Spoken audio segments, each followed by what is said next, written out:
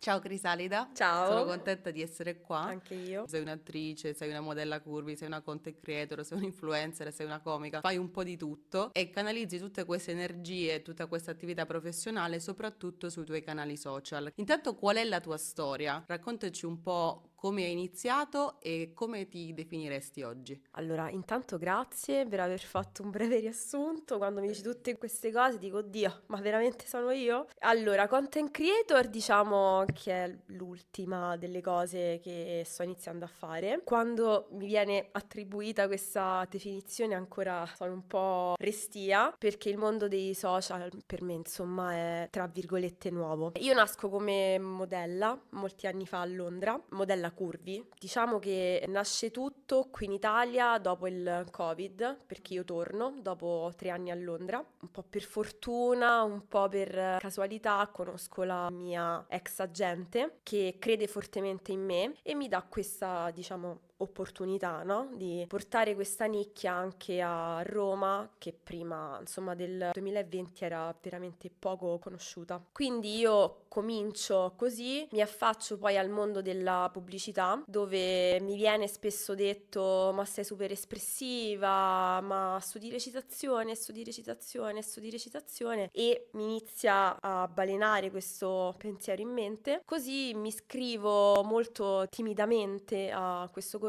di teatro e scopro questa, o riscopro questa passione che avevo lasciato da piccola. Come tutte le cose della mia vita, cioè io sempre dico che se avessi messo un filo conduttore, cioè proprio sono arrivate sempre loro, no? Da me, nel momento giusto, come l'ultima dei social. Andando un po' con ordine, tu hai detto che hai studiato per un po' di anni a Londra, poi sei tornata in Italia e in Italia poi hai iniziato questo percorso diverso, quindi come attrice, poi come modella facevi pubblicità.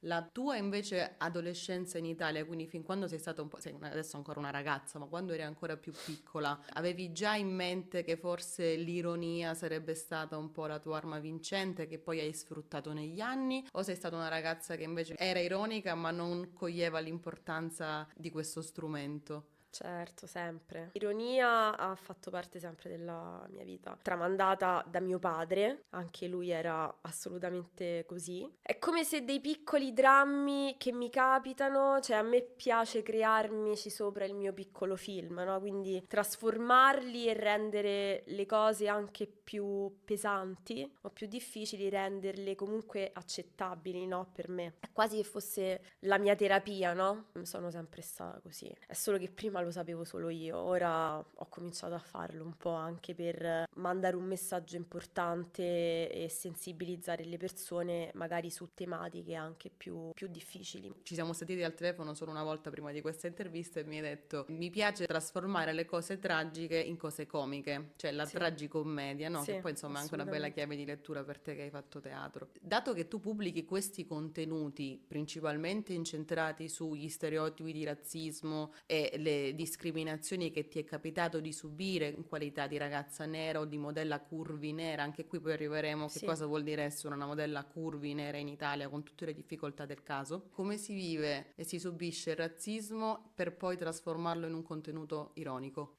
Quando cresci con questo seme che cresce con te giorno dopo giorno, no? Che ti accompagna da uno sguardo a una battuta o anche da delle microaggressioni, no? Vuoi non vuoi, comunque tante persone magari questo può portarle a subire dei traumi, no? Bullismo, riportare problemi psicologici. Io mi sono fatta aiutare in questo, cioè nel senso non mi vergogno a dirlo. Però credo che l'ironia e la leggerezza, che non è superficialità, Planare dall'alto sulle cose. assolutamente sì, guarda, per me è proprio il mio mantra di vita in tutto, cioè trovare il lato positivo nelle cose brutte. Mm. Perché comunque ci lasciano un insegnamento e sono radice di noi stessi, cioè io sono questo anche perché purtroppo ho subito cose anche più spiacevoli. Ecco, a me mi viene da pensare alla mia infanzia, i miei 2 anni in Calabria che mi sono sembrati 20,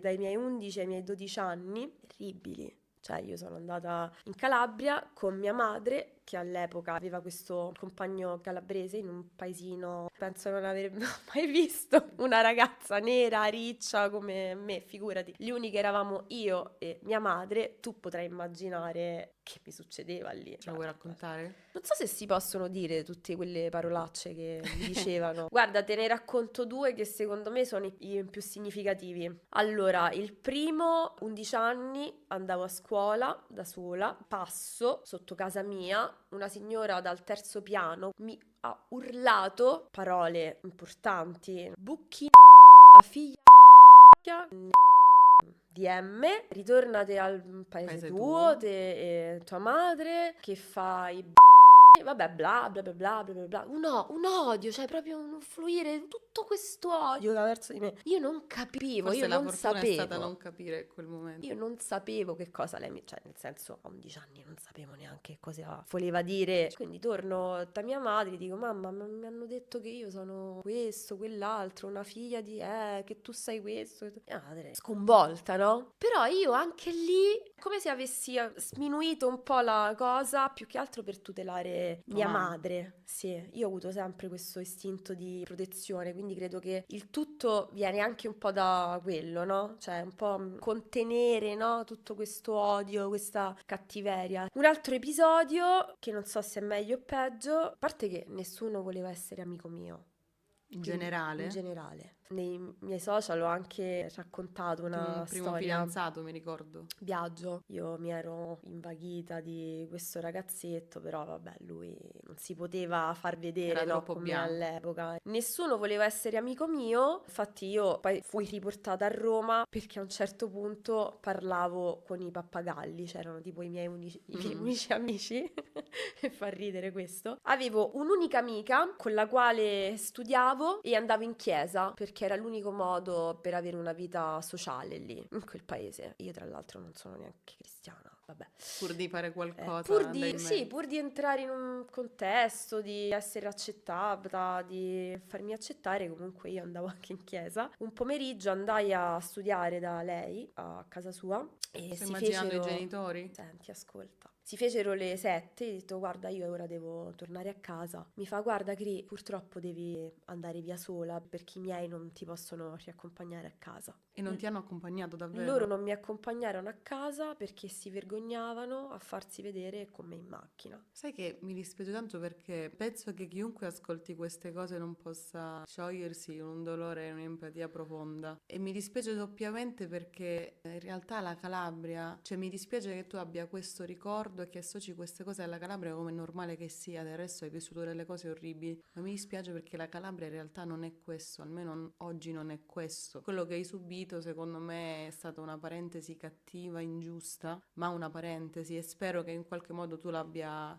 superata, adesso non lo so, però abbia accettato che siano stati loro il problema e mai tu. Assolutamente sì, assolutamente sì. Quello è, cioè il problema sono i razzisti, sempre, mai chi subisce il razzismo, Le in nessun persone caso. ignoranti. Esatto, perché In poi il generale. razzismo è una forma di ignoranza, quindi... Ignoranza e di paura verso il diverso, no? Ma poi anche il diverso, un concetto diverso da chi? Cioè diverso dall'ordinario. Secondo loro, Cioè io da questa loro. parola non l'ho mai compresa, secondo me siamo tutti Anch'io, diversi. ma meno male. Io non ho mai capito perché una persona debba considerarsi diversa, cioè diversa in senso negativo, al Certo. massimo diversa in senso positivo, ma non diversa in senso negativo. Queste cose un po' ti hanno costruita, no? Cioè tu sei Sì. tutto questo insieme di cose. Assolutamente sì, mi hanno costruita ma non mi hanno mai né plasmata né fermata né intristita più del dovuto. Ti ripeto, ho sempre cercato di trasformarle, un po' per me, un po' per non darla vinta, no? A me non piace farmi vedere debole o triste o frustrata, perché dovrei? Non è un problema mio se loro pensano questo qui di me, anzi è una mia responsabilità dimostrargli e fargli cambiare idea. E ci riesci con i tuoi social, cioè il fatto che tu Secondo pubblichi me questi sì. contenuti, alla fine le cambi un po' queste persone. Secondo me sì. O Eh. comunque smuovo un po' le acque. Mm.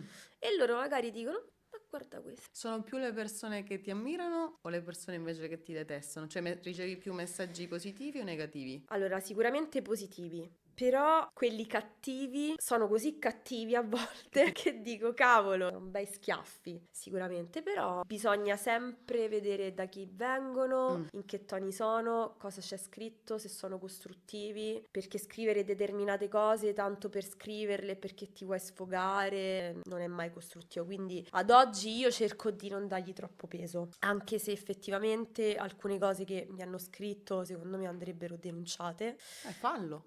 Vorrei Fallo. inizierò a farlo, dovrei rispondere a tutti. Uno crede che quando ti mostri sui social gli altri si sentono un po' in diritto di criticare, dire qualsiasi cosa e riversare le loro frustrazioni, no? Forse su noi che siamo dei personaggi, tra virgolette, pubblici, no? Non contando che poi comunque dietro c'è sempre una persona fatta di carne e ossa, cioè quindi comunque quello che dici ha un peso e una risonanza, no? Ancora oggi, in forme velate o non velate, ti capita di sentirti discriminata, cioè di soffrire ancora Certo, nella vita personale e anche in quella lavorativa? certo. Nella Spesso. vita lavorativa, com'è essere una modella curvy nera in Italia? Mondo della moda, sappiamo tutti che insomma non è un mondo semplice, no? Mm. Ok, quindi già quello partiamo svantaggiati, in più curvi, quindi siamo in un settore già delicato, no? Quindi Sì. della body positive, Sì. del diverso, del togliere un po' uno standard di magrezza estrema con le modelle standard, insomma, perché noi comunque andiamo a prendere un'altra fascia, no? Che poi pure lì andiamo a aprire, perché in Italia il curvy è una cosa, in America è un'altra, vai in Spagna un'altra ancora, vai in Cina un'altra, quindi dovremmo fare un podcast a parte. Parliamo dell'Italia. Curvy significa persona con le forme, che non è una promozione a una vita non sana o a una persona che non ci tiene al proprio corpo, che insomma ha problemi legati alla sfera insomma del mangiare bene, Sì, sì. male, del fisico, cioè non ha nulla a che vedere, non è che promuoviamo quello. In più essere anche nera, quindi vai a prendere una categoria, nella categoria, nella categoria. Mi sono successi degli episodi non dichiarati ma velati nella sfera del make-up, quindi del trucco e parrucco, quindi parlo proprio delle basi. Mi è successo spesso e volentieri anche per brand abbastanza importanti che io magari fossi l'unica a non essere pettinata, quindi a dovermi pettinare da sola perché gli hairstylist non sapevano dove mettere le mani, no? O piuttosto che mi venisse fatto un trucco che non rispettava il mio incarnato, quindi non so, ero di 3 shades più chiara, quindi grigia, o più scura. Come se non fossero abituati, diciamo, a truccare pelli Secondo me più c'è scure. disinformazione, oppure si dà per scontato che tanto magari non ti capitano, te ne capita una ogni tanto, non contando comunque che siamo nel 2026, dovremmo aggiornarci comunque a prescindere, che se sei un make-up artist sei un artista e quindi dovresti essere in grado di ricreare la mia shades, no? Cioè nel Certo. senso come lo fai per le pelli chiare, dovresti farlo anche per le pelli scure. Io non noto differenza. Non c'è, non Come ci dovrebbe no, essere. no, dovresti avere un kit pronto Certo, è anche chiaro. a noi e non capisco come sia possibile che ad oggi tu professionista pagato arrivi a un lavoro non pronto a una persona come me, cioè a me sembra veramente surreale e quindi lì in me crei un senso di Discriminazione. disagio, no? Certo. Perché comunque ti senti diversa o comunque non rispettata per l'ennesima volta. Io non è che voglio accusarli, capisco magari uno ci si è mai trovato davanti a una situazione del genere, però credo che ormai al giorno d'oggi sia inaccettabile, dai.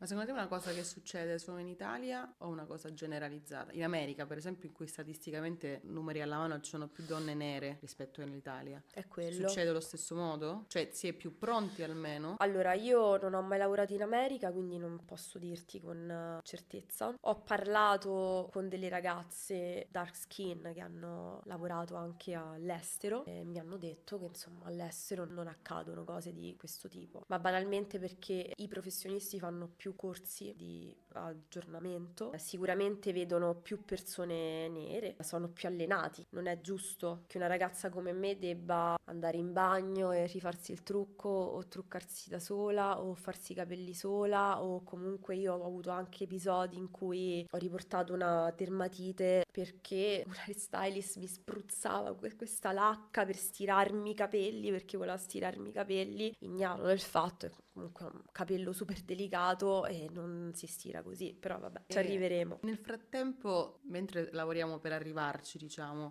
tu come reagisci a queste cose? Cioè, quando accadono, poi alla fine ti rimbocchi le mani che ti sistemi da sola, o invece dici, ragazzi, guardate, c'è un errore, la colorazione è differente, cioè tu proprio nel momento in cui, perché per te è un lavoro, tu stai lavorando in quel momento, dato che questa cosa inficia il tuo lavoro, qual è il tuo comportamento quando succedono queste cose? Allora, quando ero più piccola ci rimanevo male, magari piangevo, me ne andavo al bagno e me lo rifacevo da sola. Ora cerco di dirlo e faccio, guarda, secondo te può andare bene, non vedi la differenza tra il volto e il collo, ma vuoi che ti aiuto, vuoi che ti dico? Cioè, quindi cerco di, anche in questo caso, con gentilezza, perché capisco che non tutti possono essere informati o pronti, però cerco di, tra virgolette, indottrinare la persona che ho davanti a una persona come me, quindi di portarla a fare le cose fatte bene. Qual è la cosa più bella?